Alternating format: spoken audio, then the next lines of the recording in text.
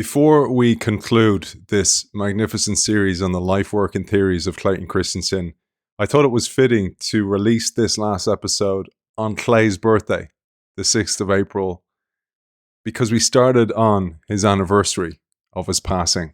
And I thought it was a nice element of renewal coming into Easter. And I think Clay would actually like that, not having known the man, but I have a feel for what type of person that he was. I want to thank you, our listener, for all the wonderful messages that you've sent in.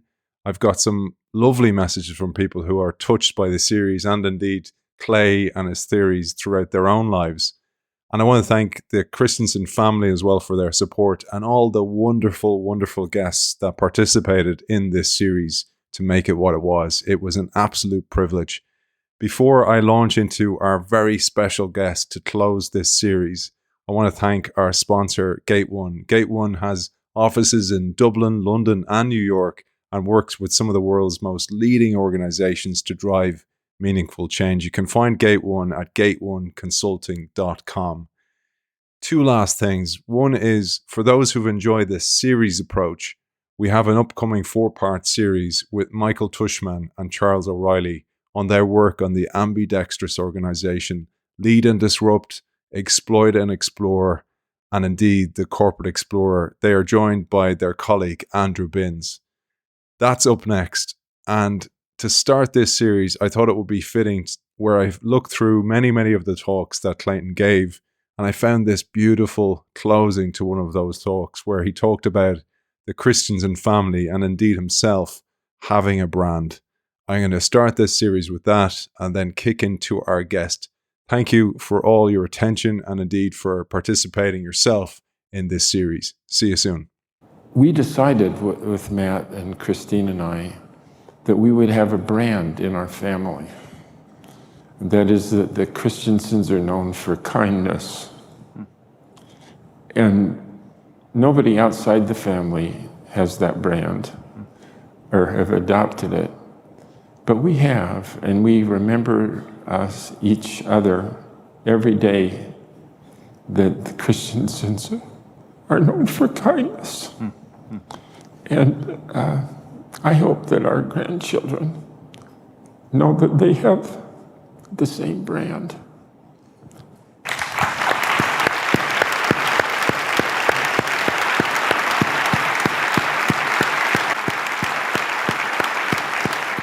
Our guest is an American scholar, educator, and religious leader who has been a general authority of the Church of Jesus Christ of Latter-day Saints since April 2015, and was the Church's 17th Commissioner of Church Education from 2015 to 2019. He served previously as the 15th President of Brigham Young University in Idaho from 2005 to 2015, and as the Dean of the Harvard Business School from 1995 to 2005, where he was also the George F. Baker Professor of Business Administration. He published an important series of studies on technological innovation with various co-authors. The organizational linkages or integration required to accomplish innovation is a thread that runs throughout these studies. These insights culminated in his book with Carliss Baldwin, Design Rules, The Power of Modularity, which explores the rules for integrating components that shaped innovation in the computer industry and many others. He studied economics with Clay Christensen in the fall of 1970 and became his dissertation advisor many years later alongside previous guest on this series, Joe Bauer. He is with us today to celebrate the life and theories of his friend Clayton Christensen and indeed share some of his own theories. It is a great honor and a privilege to welcome Kim Bryce Clark. Welcome to the show. Thank you, Aidan. Great to be here. It's great to have you with us, Kim. And I thought a brilliant way to start would be, I looked over some previous talks that you had given, and I found this brilliant talk that both you and Clay spoke at in 2013. And I'm going to play a little excerpt of it here. And then I'm going to connect it to a quote that you mentioned when Clay passed away to recognize his life. All of us, whether you're in a school or not, will teach other people about responsible leadership. So all of you, no, it doesn't matter what you do, all of you will teach responsible leadership, whether you intend to or not. This is what we came to at HBS. So we thought hard about what should we do as an institution to develop leaders who go out and really make the world a better place. Not rhetorically, but actually make the world a better place. What should we do as a school? And we had to come to grips with the issues that have been raised today about, can you do that? You can talk about it, will have any effect. And we decided that whether you choose to or not, you will teach people about responsibility. I wanted to connect that to a quote that you wrote on the HBS website about Clay's impact on the world. You wrote that Clayton both taught and epitomized Harvard Business School's mission of educating leaders who make a difference in the world. He was a teacher in the truest sense of the word. He cared deeply about ideas and concepts and sought to help his students, whether in the classroom or his writings, to think harder and more creatively and to act more effectively and powerfully. He had a profound influence on his students primarily, however, but he cared about them. He loved the students and they felt it. Throughout his life, he sought to help people learn, grow, focus on what matters, and in turn, influence others for good. He was brilliant and compassionate and an extraordinary colleague and a dear friend. I thought that would be a good way to set us up for this great friendship, both as a colleague, but also as a friend beyond the education realm that you and Clay had. Kim, I'd love you to tell us about it. Well, you're very kind. As you said, I first met Clay in 1970, and we kind of reconnected when he moved to Boston, where we lived. And basically, we kind of grew up together and had a lot of experiences together. And, you know, he was, from the very beginning, it was very clear this was a very extraordinary human being. Not only was he, and I'll just reiterate what I said in that quote, not only was he just amazingly talented and brilliant, but he was also the kind of guy that would show up to help people move, or if somebody needed help, he was the first one to be there. He just loved helping people. He had a great sense of love for his fellow mankind. It was amazing. And he was a great missionary. He shared the gospel with people all the time. It was amazing. He was an amazing human being. And when I spoke about that he epitomized what we tried to do at HBS, and especially was just a remarkable teacher, I tried to emphasize in that quote, I'm not sure it came through as well as I hoped, but that it wasn't really the brilliance of his ideas or the fantastic capacity he had as a teacher that made his classes so memorable for his students. It was that he actually loved them, and they knew it. They felt it. And these are Harvard Business School students, and they're worried about getting jobs, and they're trying to figure out what they're doing with their lives, and they ran into somebody who just absolutely cared about them and loved them. And that's what made his classes such an amazing experience. The course he created at the school, which was called BSSE, Building and Sustaining a Successful Enterprise, was so popular that in its heyday, it's still there, it's still going, in its heyday, virtually the entire student body took that class.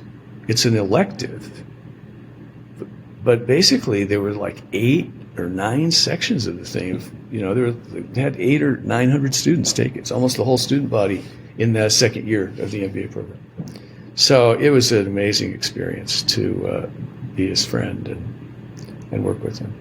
There was one thing I mentioned that talk that you gave, and in it there's a friend of the show, Charles Kahn, as well, who was a former student of yours and also almost, as he says, did a PhD, but he was sitting in a room along, as you said, with Clay and both talking to you, and he's like kind of going, looking at Clay and the way Clay thought, and he went, I'm going to pass on the PhD for now.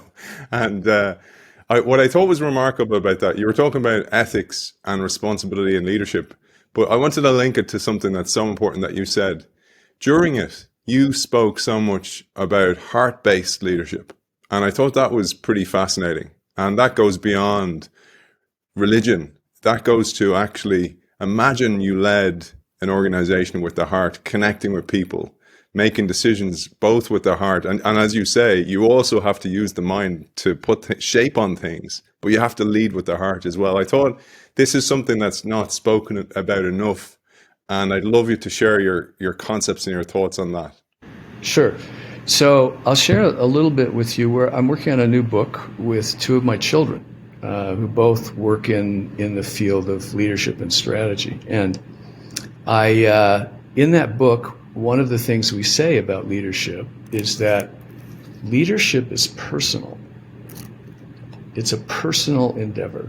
It's very often, most importantly, carried out one by one, and or in small groups. And one of the things that really outstanding and effective leaders do is they learn how to help people thrive. And that means in their work and in their lives, they care about the people. And one of the things that is so evident in if you look at both data and experience of companies is that where people experience three things, they thrive. One is they feel loved. They just know that that their leader cares about them, really cares about them. And that means the leader gets to actually know them. This is something that a lot of leaders neglect, because most people, at least in the paradigm of leadership that's out there in the world right now, which is kind of a hard-driving, go for excellence and is very task-oriented, a lot of leaders forget to find out, well, who are these people that work for me? Even the ones just right around them. And to really know them, care about them, and take action in ways that strengthen and lift them. But where people are loved, it makes huge, huge difference. And where they have live in a world of high standards, so they're loved, and people kind of bless them with expectations that are high. What that does is it tells that it's not too high, so it's not unattainable, but it's high enough to be stretched them. And then when they are invited to be accountable. So where they're loved and they live with high standards, they're accountable, they thrive. And so all of that comes from the heart.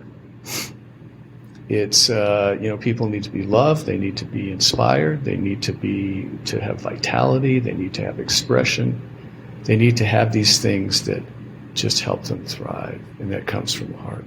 There was something that you said again in that, and I just thought from all the conversations I've had with people talking about Clay, they always said that when he was in the room with them, no matter how busy he made them feel like they were the most important person in the world. And there was something you were saying, and you were talking about the various leadership roles that you had held, that you have to believe that yes, Aidan's coming in here and he's interrupted me and I have a huge list of things to do, but I have to believe that by closing my laptop and giving his full attention, that I believe that that's going to make some small increment that's going to compound over time and make a bigger difference in the world. I thought that was, as a principle, or as Clay would say, a lens, a theory through which to see the world, it was such a powerful one. Yeah. Well, I mean, look, I recognize this because I'm task-oriented. I'm a task-oriented person, but I have learned that it makes a huge difference in the organization and in the world, to take the time to really listen to people and care about them. So I've tried to make that a practice in my leadership and in the world. I'll give you one little example, a little tiny example of this. And it was something I just felt impressed to do. It wasn't calculated. It just kind of came as an idea. I went into a meeting with, this is when I was at HBS, I went to a meeting with all the women on the faculty who were not yet tenured. And there were probably, let's see, there must have been 20 of them around the table, 20 or 30 of them. And I welcomed them. It was kind of lunch, and they were gonna ask questions and stuff. And I welcomed them. And I said, I'm really grateful that you're here. And I went around and I said, I don't know, I assume you know each other, but let me just make sure. And I went around and I introduced each person. I did. I had no notes. I went to each person, I explained, this is so-and-so. And she graduated from this universities. She did her PhD in this. These are the kind of papers she's published. This is the work she's doing right now. This is what she's teaching. And we're grateful to have her here on the faculty. I went through every single one of them. And then I worked at it because I had to kind of know all this about them. But it turned out I made it a point to know the faculty, like really know them.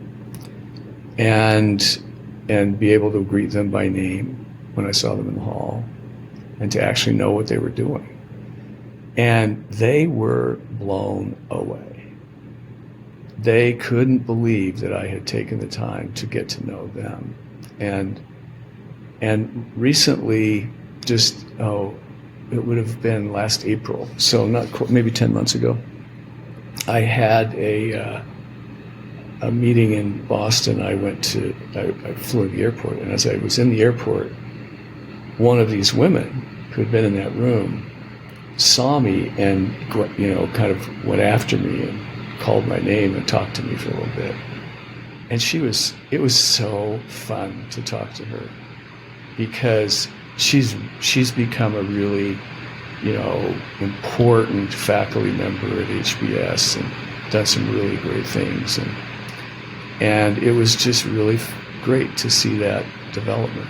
And really, that's a really important part of leadership, is to develop people and give them real work and real responsibility, care about them, open up opportunities for them to find expression and inspiration. Yeah, that's all from the heart. Beautiful, beautiful. Well, maybe we'll get on to Clay, speaking of the heart and how, connecting with people. There was a couple of stories. I thought we'd share your stories of Clay, and you were talking about, firstly, you were his dissertation advisor on the famous paper that eventually became the book as well. And that's built on some of the foundations of your work and Joe Bauer's as well. And I'd love to talk about, in particular, one of those papers. But I thought we'd maybe trigger this with two covers of two Forbes magazines. And I happen to have them, Kim, as well, and I'm going to share them. The first I'm going to share is the one where Clay is on the cover with Andy Grove, because this was a pivotal moment, because many people think the book was a runaway success. It wasn't. It was sitting on the shelves for a while, and then it got going, and Andy Grove played a pivotal role in that. So I'm going to share this. You know the cover, but for our audience, I'm going to share this briefly. This is the cover, and you can just see the difference in size between Clay and Andy Grove there in that picture as well. So maybe you'll take us away. What am I talking about here? Because our audience will be intrigued. Yeah. Well, let me tell you this story. Clay published the book. The actual publication date was in 2015, it would have been 1997, I think. And the cover I think is in 1998, 99, somewhere in there. Well, the book was published, and it's a really wonderful book. It's a great book. But it was just another one of these business books that gets published. And it sold. I mean, it had sales, but it wasn't a bestseller by any means. Andy Grove got hold of it. And he was really worried about exactly the topic of the book. He was worried that Intel was going to be disrupted by companies who were going to come into the microprocessor business with low-cost microprocessors that weren't as functional and capable as what Intel created, but they were much less expensive. And he was worried about that. So he had Clay come out to Intel and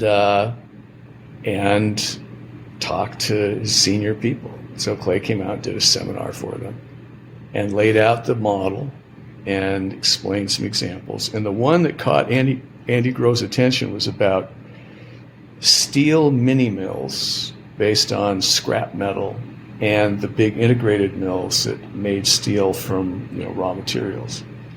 And Clay showed them that the mini mills started out making rebar, the simplest thing you can make, and gradually developed capability that allowed them to move up into the sheet steel market.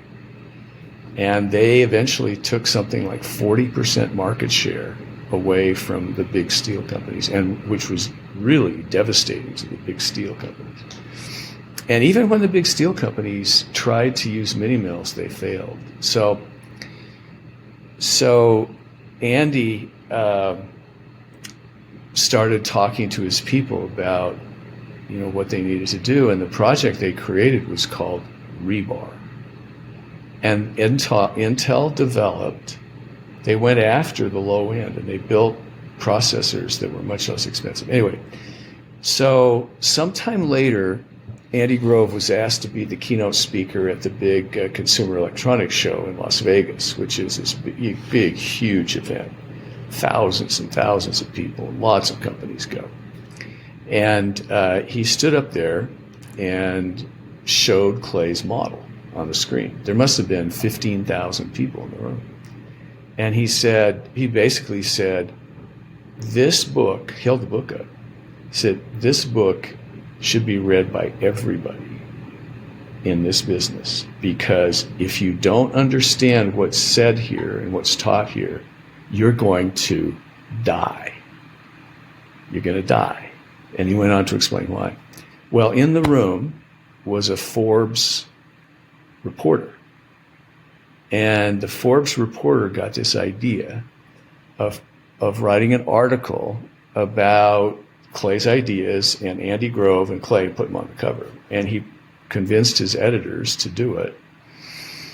And they put, you see the picture. Clay's about 6'8", and Andy Grove's like 5'9" or something like that. And it was a pretty, it's a really compelling picture. But the thing was, the title was Andy Grove's Big Thinker. So here's Clay, the big guy, and he's the big thinker. Well, as soon as that cover hit the newsstands, and I started a little bit before that, but as soon as that cover hit the newsstands, the sales of the book just exploded. And it just took off, and it became, it's been called one of the best business books ever written. It's, it's just sold, so hundreds of thousands, maybe millions of copies right now. And it was all because there was just this confluence of things, the right ideas with the right guy, because Andy Grove was very highly respected. And he was a no-nonsense guy. He was a very tough-minded guy. Everybody knew that Andy Grove was super smart and very tough-minded. And if Andy Grove says, you need to read this, you better read it, because he had that kind of influence. And as soon as it happened, the book just exploded and changed Clay's life. Because before that, he had a nice book. It was kind of, selling, but it wasn't going into the stratosphere like it did when Andy Grove picked it up and Clay got on the cover of Forbes. It's amazing. Speaking of confluence, I thought we'd share the other cover, because another thing you told me, and I knew Clay had struggled with sickness and illness for a long time, but I didn't know he had a succession of widowmaker illnesses that you tell us about. And there's another cover, and on the cover is Clay, and the cover, a great picture of Clay, and it's called The Survivor. And I'd love you to share this, but what I thought about this was how it reminded me of doing the right thing. It's almost like you had a predestined end line, and by doing the right thing, you got an extra bit of time, and then you did the right thing, and it was almost like he had paid forward in many ways, and he earned himself extra time, including learning English all over again, as you'll tell us about. Okay, so Clay, this all started for Clay quite early in his life. It started in Boston.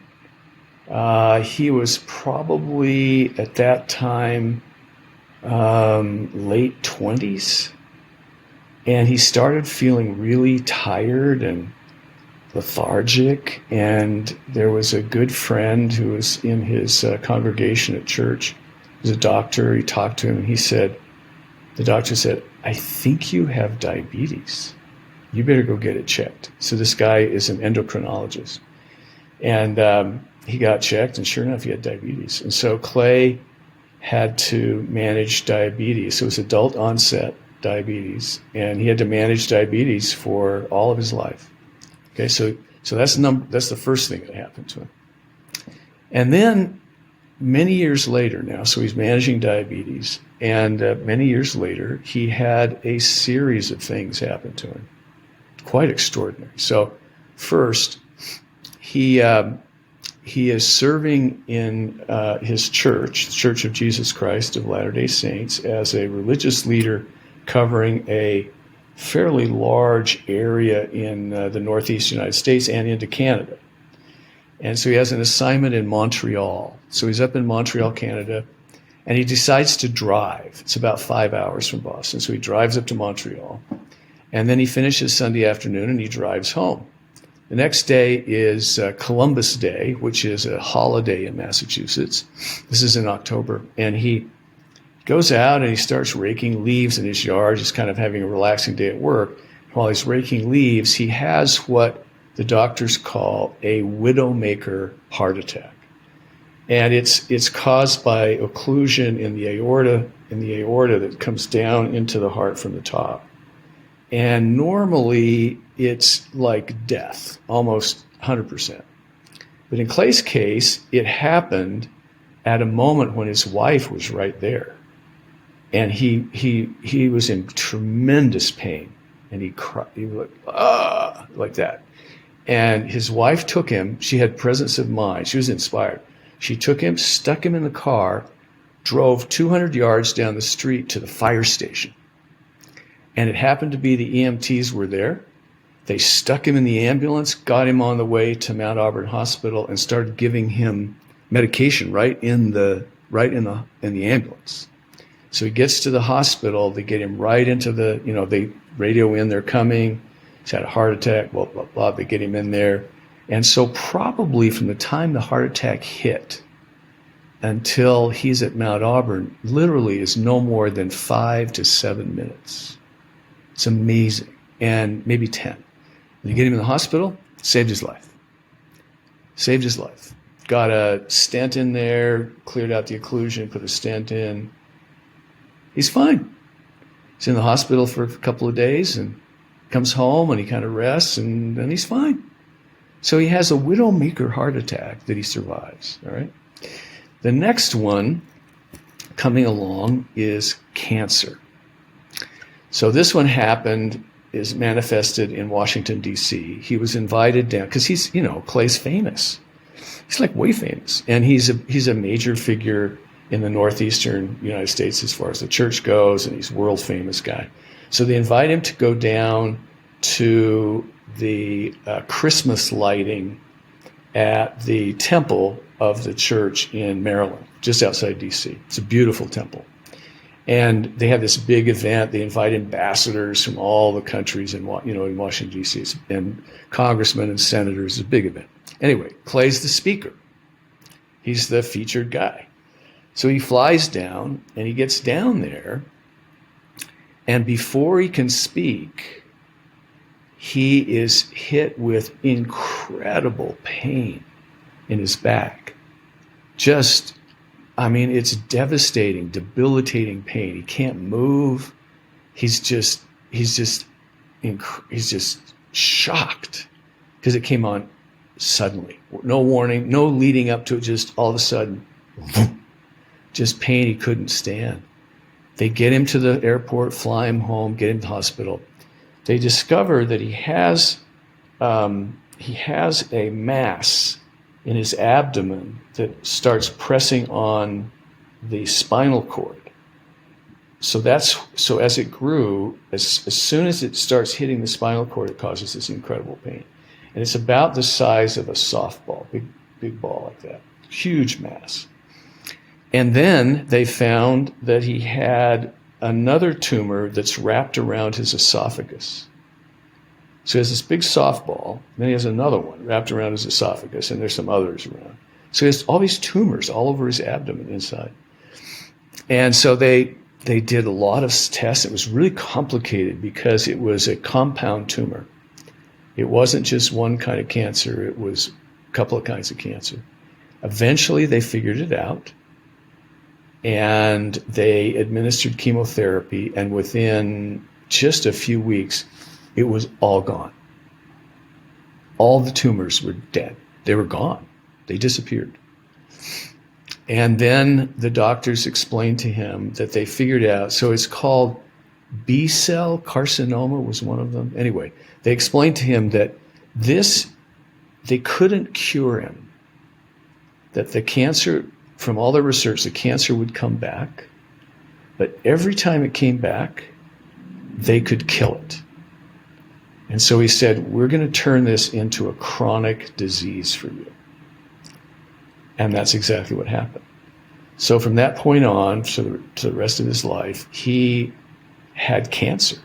And they put him on low dose oral chemotherapy, very small dose.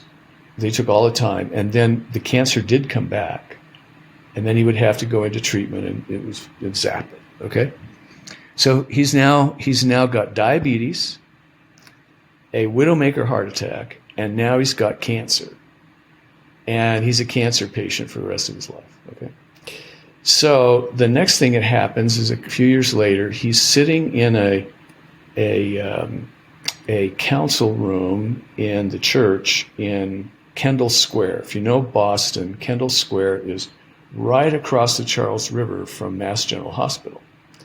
So he's sitting there, and all of a sudden, his speech gets slurred, and he starts having trouble following what's going on. He's talking, and all of a sudden, he's just not making sense.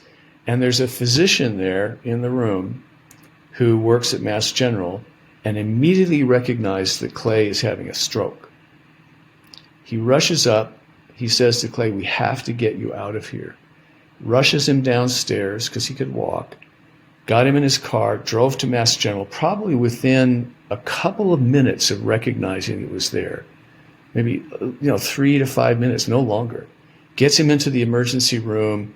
They get a neurosurgeon there. They start treating him, getting him into the hospital, diagnosing. She's had a massive stroke. The stroke basically devastated his language center. And what most people don't know is not only did he lose all his Korean, because he served a mission for the church in Korea, and he lost all of his Korean, but he also lost all of his English. He couldn't speak English. And so for months, he took this product called Rosetta Stone, which is designed to teach language, in English. He took the English Rosetta Stone, and he taught himself to speak English again. And the doctors, his neurosurgeons, didn't think it would work because the part of his brain that normally handles language was gone. It wasn't there anymore. It just was devastated. And so he had to teach another part of his brain to take over those functions and recreate those pathways. And he did it. he was relentless, and he taught himself to speak English again. And he got about, I would say maybe 85% of his English ability back. So if you listen to him after the stroke and when he got back, he started teaching again and giving talks and being himself, but he had to kind of tone things down because now he's had a heart attack, he's a cancer patient, and he's had a stroke. And so he doesn't have as much energy as he used to. So he has to tone it down. But he went on teaching and giving talks. And I watched him do this, and you could tell, having seen him when he was in his prime versus now, he's slower, he hunts for words a little bit. Some words he just can't quite find, so he finds other words. And so it's a little bit less smooth, but still great content. It was a miracle. It's amazing. As you said, the guy has the top 3 killers of people, medical killers of people, heart attack, stroke, and cancer. Plus he has diabetes. It's these 4 things that kill people, and he survives them all. And that's why the article is about being a survivor. And he, in that article, he attributes it to his faith, that he had faith in God, that God would bless him if he did his part, worked hard, that he still felt he had important things to do on the earth, and before he gets taken and transferred out of mortality, he wanted to stay and do more stuff, which he did for many years. And toward the end, the one of the things that really got him was the chemotherapy that he took for many years, and all this other stuff he was doing caused neuropathy in his feet.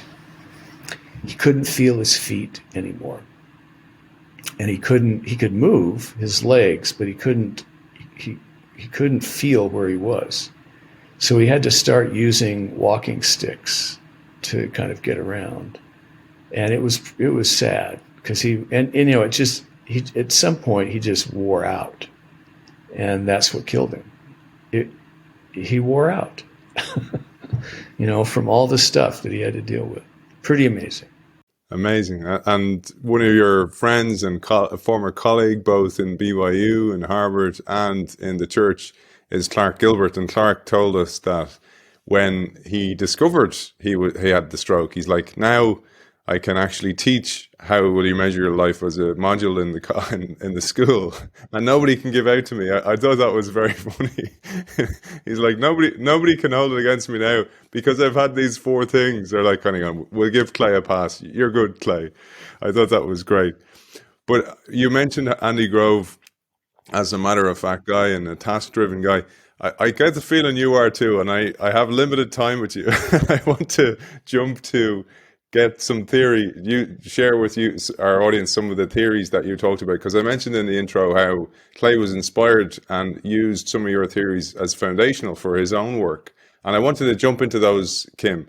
I thought we try and compact it as much as possible, because you wrote a paper in 1985 called The Intersection of Design Hierarchies and Market Concepts in Technological Evolution, which is a remarkable paper. And in there, you state technological change in cars, power plants, and manufacturing equipment often takes the form of long periods of incremental innovations along established technological trajectories, interrupted only by the emergence of new technological paradigms. Sounds like sustaining innovation to me. But before we looked at that, I wanted to jump, because I found little excerpts in various books, such as Disrupting Class, for example. And one of the theories that Clay talked about was the theory of modularity. And this links so strongly to the book that you co-authored called Design Rules. And to remind our audience here, in Clay's writings, he says, disruption is often a 2-stage process. In the first stage of disruption, an innovator makes a product much more affordable and simpler to use than what currently exists, but making the product is still complicated and expensive. He goes on then to talk about Microsoft and IBM and DEC, for example. But at the very end of all that excerpt, he says, as a result, you had to be integrated to play in the game, and you had to design everything in order to do anything. that seems like a throwaway line, but if you read your work and you read that line, it makes absolute sense. And maybe you'll unpack that. I know we're limited on our time, but you'll unpack that whole idea of modularity and then connect it to Clay's work and your work. I think the simplest way to think about modularity is that it is a way of approaching a complex system where through design, this is an important word that's in Clay's phrase there, in design, you break that complex system up into modules that can operate or be designed independently of one another because you've identified the key interactions across the modules. And you take those interactions out of the design process because you already know what they are, and you specify them in advance, and those are called design rules. And every module knows what they are, and then when that happens, the modules can be designed independently. And that first became apparent in the 1960s. The first computer that really used modular design was the IBM 360. And it had an enormous impact because prior to that time, every time you wanted to innovate in a computer system, let's say at IBM, you had to redesign everything. You had to change everything. The printers, the memory, the storage devices, the hardware, the software, everything had to be designed because everything was so connected. They figured out how to make the computer modular so that you could specify the design rules and then you could create a modular design so that you could swap out peripherals, you could put new software in, you could write new software programs, you didn't have to change the hardware, and so forth, okay? It was an enormous success, as you know. In fact, it just was an incredible product. But one thing that IBM didn't anticipate was that if you knew the design rules, you could design products to work in the 360 without being inside IBM. And that first happened in disk drives, which is where Clay, made his mark in his dissertation. And the disk drive people figured out, wait a minute, and these were all IBM engineers. And they were having trouble getting IBM to listen to them when they talked about, look, these great big huge disks we're making now, that's not the way it's going to work in the future. We're going to be able to put much more information in much smaller spaces. We're going to make much smaller drives that have as much capacity. And they couldn't get people to listen, and so they left. And they took with them the design rules. And they created new companies. And they created, disk drives for IBM 360 and started selling them. And they were much less expensive and much more powerful. And IBM, of course, sued them but lost. And eventually that spawned a whole industry of people making peripheral equipment, printers, disk drive stuff for IBM. So IBM spawned this whole industry. Well, the thing about modularity is not only can the stuff be designed independently, but you can have, because you have that independence, you can also have multiple experiments going on, people trying all sorts of different things. So it actually spawned enormous innovation as people tried all sorts of new things because they could all be done independently but at the same time. And so it created a very dynamic, what had once been, IBM owned everything, became this hugely dynamic industry over time. And that's where Clay comes in, because he comes into the disk drive industry, which is this very dynamic industry. And he comes into it having studied with me and with Joe Bauer about the way firms innovate, and brought that idea that the changes that are taking place in the disk drive industry are really dynamic. The people who are number one at one time, they're not number one after the technologies change, even though the technological changes didn't seem to be all that great. And And so he began studying, why is that? And that connects to, that connects to the work that I did with Rebecca Henderson, who was one of my doctoral students, and some of my own work that you mentioned. Because we were always interested in not only what should firms do to be more innovative, but how does innovation shape the competitive environment in an industry, and what explains the evolution of the industry and the evolution of the technology? How does that work? And it turned out that modularity was a big, big deal. And it opened up all these opportunities. And it also pointed us in the direction of looking at the relationships between the modules and the system, and how those relationships were identified and established in rules, design rules that could be communicated across engineering groups and even across firms, and what that meant for the organization of the firm. So we had this idea that was, is an ancient idea actually, and that we started to see in this work is that the design of the product, the technology, gets imprinted on the organization in important ways, not just in the structure, but in the fine processes that define problem solving and communication patterns and so forth. And that was the work that Rebecca Henderson did, and that she and I published a paper about in 1990, that argued that if you look at the relationship between modules and the system, you have to look both at the components, that is what's going on inside the module, and the relationship between the module and the system, like what's the connector. And once you do that, you start to see that, people communicate within certain patterns, and they develop problem-solving strategies and a whole bunch of other stuff that connects the organization together, becomes the kind of living tissue of the organization.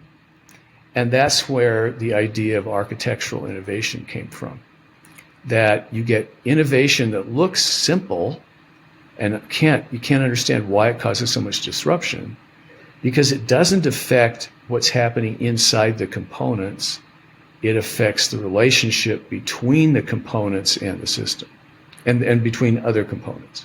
And so that kind of innovation turned out to be really crucial. And a lot of disruptive technology is actually disrupting the architecture. Sometimes it's components, but a lot of it is reconfiguring, using existing components, but reconfiguring. And that happened in disk drives, it happened in automobiles, it happened in computers, it's all over the place. Now, when you get both, when the components change and the architecture changes, then you get radical innovation. When you get just the components change and the relationships don't change, then you get kind of module innovation within that component, but doesn't really change the relationship in the system.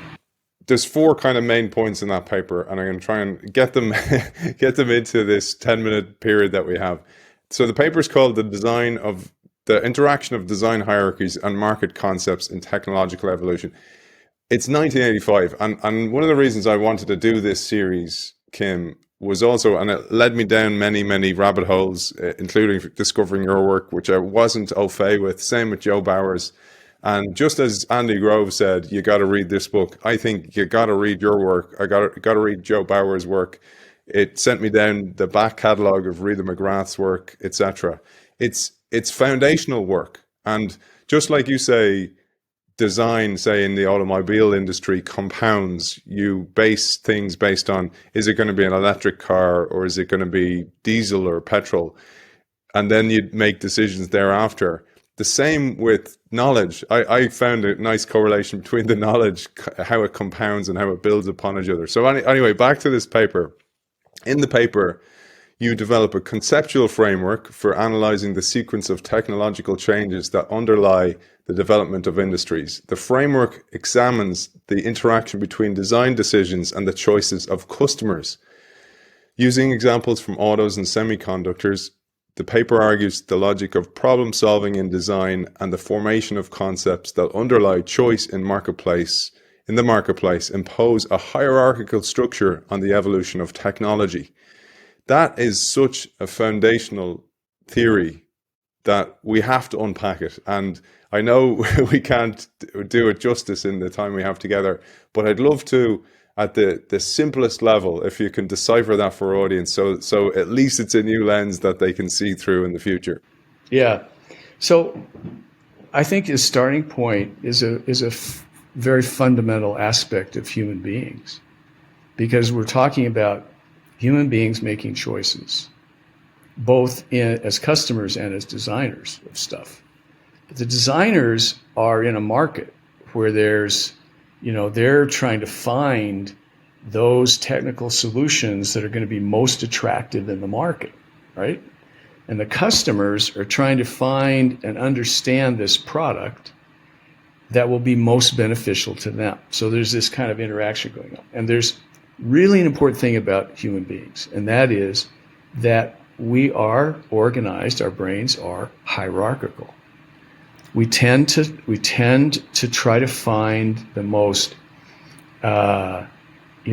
important idea that really defines what we're after, and then break it down into its subparts and into its further parts, and then find those combinations that seem most attractive to us. And so there's this interaction between, when a product's new, between the product and the choices that customers make. And the choices customers make, the argument is, are based on a conceptual hierarchy that they start to form in their mind. It doesn't come ready-made. They form it as they gain experience and see others gaining experience using the product.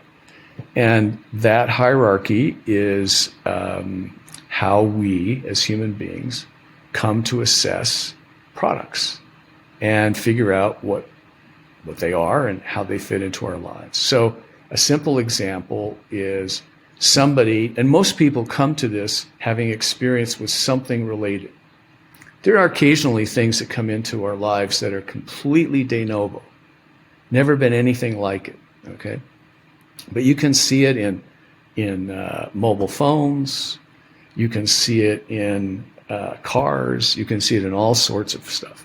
So if you take the car, what's the thing that's the antecedent? Well, it's a horse and a buggy. It's a horse and a carriage, and so for people, as they started looking at, well, what is this thing, this car? The natural thing to do was to think of it as a horseless carriage. And that's exactly the concept, by the way, that was in the popular discussion. It's a horseless carriage. And so it was natural for them to bring to, what do you care about a carriage? What makes, well, how does it work? How do you get it? And then say, well, what takes the place of the horse? Well, it turns out that was a key thing. What's the motive power? And how does that change the experience of being in this horse's carriage? And so forth. Okay. Now in the paper, I used the example of asparagus. You remember that? What's what we do? What's asparagus? If you've never, I'm going to share on the screen, Kim. I'll share on the screen the image if you don't mind. I captured the image of the asparagus because this will help those who are watching us on YouTube. Yeah. So if you look at asparagus, and you've never seen it before, you're trying to figure out, well, what is it? But you have in your mind some experience that allows you to kind of figure it out. Well, first of all, it's a plant. So this is like really important. Is it an animal or is it a plant? No, it's a plant. Okay. Is it edible or not inedible? Well, apparently it's edible. Is it a fruit or a vegetable? Is it yellow? Is it green? Is it beans? Is it spinach? No, it's asparagus. Well, it's a green vegetable. That's the key. And once you understand it's a green vegetable, now you've got a whole set of experience. If you never had asparagus before, say, oh, it's a green vegetable. Although in Germany, sometimes it's white. But, it's a green vegetable. And Now I say, oh, okay, so it's a vegetable. So what do we do with green vegetables?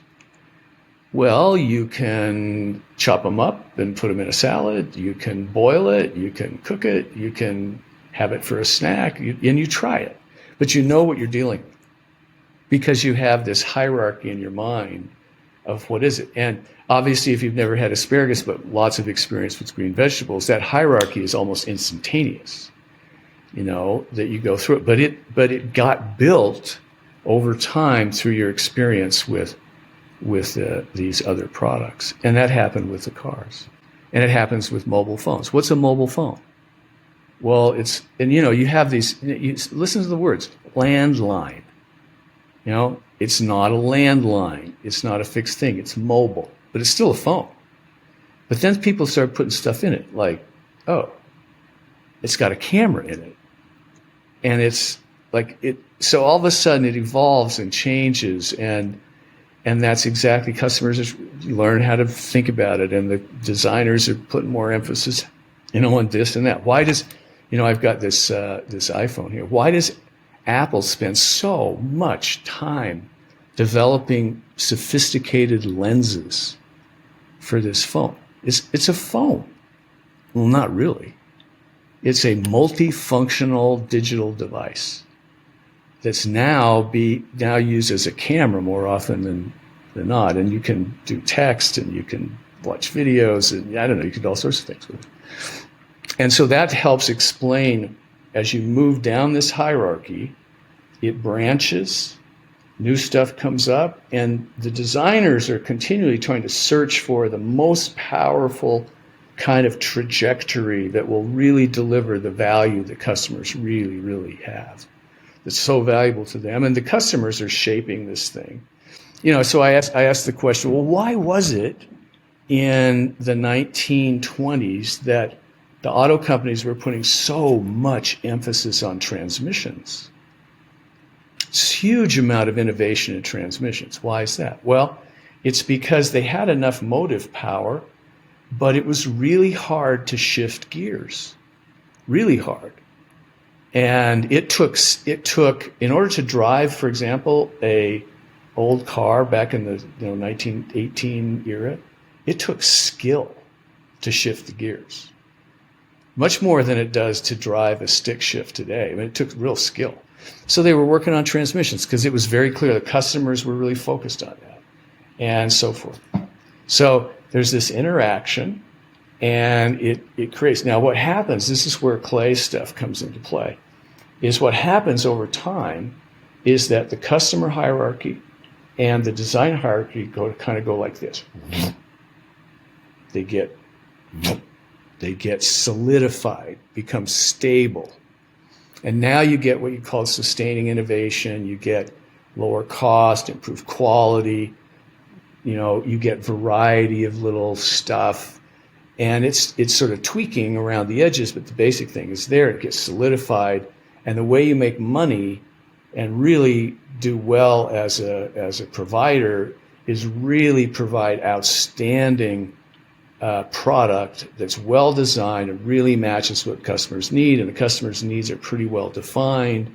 They evolve a little bit, but there's not a big change. So you get like this.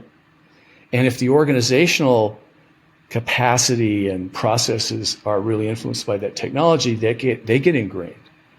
And so in Joe Bauer's world, what happens is the resource allocation process comes to be a part of this and gets established inside the firm, gets really connected, the incentives get established, the communication patterns, they're all really beautiful. And then along comes a little whoop. In Clay's world, something happens. Somebody figures out, oh, I can provide this function that's not as good, typically, but it's really inexpensive, and it has this other feature that the guys are not providing, like it's really small, or it can be delivered really fast, or something. There's some hook. They get a toehold in the market, So this is Sony with its transistor radios that are terrible radios. I owned one, 1958. I was 9 years old. I remember it. It was a terrible radio. but I could carry it in my pocket. We had a huge radio in our living room that was vacuum tube based. It was beautiful. Tremendous sound. It was beautiful radio. I couldn't carry it with me. It was so heavy it took like 4 or 5 people to lift it because it had all these vacuum tubes. But I could take this little Sony radio. I could put an earphone in my ear and I could have a radio. It was terrible, but I could carry it around. And so, they start like that. And that's a whole different set. It's a radio for crying out loud. Okay. Yeah. And it does have transistors in it, but those are pretty simple. But it's small. And that changes everything. And the same thing happened with cars, happened with phones, happened with copiers, all sorts of devices.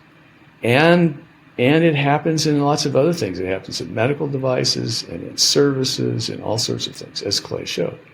And what he argued, this is where his brilliance showed up, is he argued that, and this is what caught Andy Grove's attention, was that the very things that made the established firms successful, the very things that constitute outstanding management, are the things that make it impossible for them or very difficult for them to respond to these new things. So it's not that they're bad managers or they're stupid or they're dumb or they don't know what they're doing. It's that they are trapped in this nexus between the customer hierarchy and the physical design hierarchy, and they're trapped. They're outstanding in that, plus they're making a huge amount of money. And so to allocate resources to this other thing is really difficult because opportunity costs are enormous. But they have this long-term view, and over the longer term, the Sonys become a lot better. And so do the small cars. And eventually, the small cars get a lot bigger. And pretty soon you have Lexus. And, and then they're eating your lunch. And that happens. That's his argument. And it's all, it grows out of all this stuff, and it's all kind of, and that's how knowledge works. It builds, it accumulates. And then somebody comes along like Clay and says, wait, this has enormous implications. Because we already knew that firms had a hard time responding. And Rebecca showed, and I showed in some previous work, that a lot of that difficulty in response was precisely in the problem solving, the communication patterns, the stuff that made it really difficult, that even when they tried, even when they allocated resources, they couldn't do it. It was really difficult. And Clay comes along and says, the difficulties that they have grow out of the fact that they're trapped in this organizational nexus in which doing the right thing for the long term is incredibly expensive. And there you go. And then you get disruptive technology. Yeah, the thing I really got out of it, Kim, was that you've got something, you figured out and it works, but also it's not just the hierarchy of the organization and the design of the organization and the management in the silos or the sectors of the organization. It's your mind, because you get stuck in the paradigm of thinking. And it's just like you were mentioning about asparagus or vacuum tubes. It's like, well, it's a vacuum tube. Like, what else are you going to do with it? It's just going to, and then Clay, I can imagine Clay reading this work and kind of going, oh, that sounds like, square peg into round hole. Cramming is born, so I can kind of imagine him letting these things marinate, and then with his persistence and his voracious reading, that these theories started to crop up over time. But one of the things you say is about the managerial skills required over the life cycle of an organization change depending on what stage it's at. And I think it's just one line that you say in that paper, and it's so incredibly important for the listener to this show, for example, people who work in innovation, is if you're joining an organization, you need to understand what life cycle stage it's at, because your skill set might not match what it's actually good at that time, and you're just going to be frustrated. I thought that was an incredibly insightful line in the book. The exact line is, effective innovation requires different managerial skills in different contexts as per transmission, like you mentioned. Yeah, that's right. The other thing that's interesting about this whole business, and Carliss Baldwin and I published an article in 1997, I think, in HBR called Managing the Age of Modularity. And the very end of that article, we wrote that in a modular world, you're going to get a lot more innovation. You're going to get a lot more experimentation. And this whole idea of getting locked in to a particular design, a particular thing, you have to absolutely guard against. And you can achieve the same pattern of profitability, but you don't have to get locked in.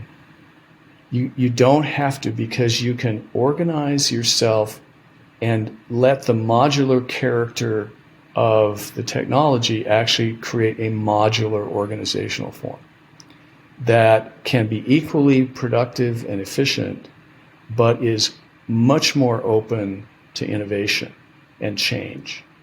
And so that calls for an entirely different kind of leadership, different kind of managerial skill than the one where you're moving down a hierarchy of design and customer focus and then get locked in. What you do is you imagine whatever we're doing right now, we're going to do really well, but we know it's going to change. And so we organize ourselves and create people, and our mindset is such that we understand that we need innovation taking place in this organization all the time. And it can come from anywhere. And so we change our resource allocation system. We change how we communicate. We're much more transparent. We're much more open. And we're ready. Plus, we can be just as efficient as we would have been had we done this hierarchical business. Those are the organizations that will prosper in a modular world, which is the world we live in. Beautiful. And that speaks so much to what you're talking about in the article as well. It's obvious you are a teacher because you talk so much about learning, and that openness to learning as the BUPS, as you mentioned, that Clay talked about, these technological shifts. I didn't do the sound as well as you did, but these anomalies that appear change the landscape, change the context, and you need to be ready and have an open mindset in order to embrace them. I thought, Kim, as a final message, maybe you might just say a final word on your great friend, because this is the last in this series, this 3-month series that we've had. It's been an incredible privilege doing it, and I know you were absolutely great friends in many, many contexts. So maybe you'll close this series on Clay Christensen. I'd be happy to. So Clayton Christensen is the kind of man that does not come along very often. He was a remarkable human being. And, he was big in stature, but I believe he was even bigger in his spirit, in his character, in who he really was as a human being. He was remarkable. He was a human being, so he had his weaknesses and flaws, but they were completely overshadowed by the depth of his commitment to his faith, to his students, to ideas, to trying to make the world a better place. And, if you look at his life, he not only made things better in the large, gave people new ideas and new concepts that helped them create better enterprises and better lives for the people, but he also did it in the small. There are so many people that he blessed and helped throughout his life. And so I think the book he wrote, How Are You Going to Measure Your Life, we can apply to him, because he lived what he taught. You're going to measure your life by the influence you have on the people that you meet, that you touch, that you can influence. And in that score, on that criteria, he was absolutely outstanding, amazing. influence on other people because he really cared.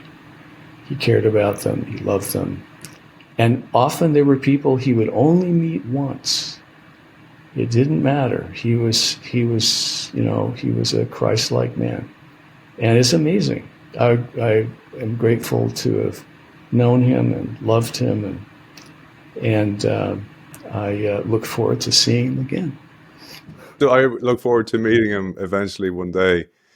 He was also the Kim B. Clark professor, so that's why I thought it'd be a lovely way to remember him by having you on the show. Clayton Christensen, rest in peace. Kim B. Clark, thank you for joining us. Happy to do it, Aidan. Thank you so much. Kim, that was awesome, man. Thank you.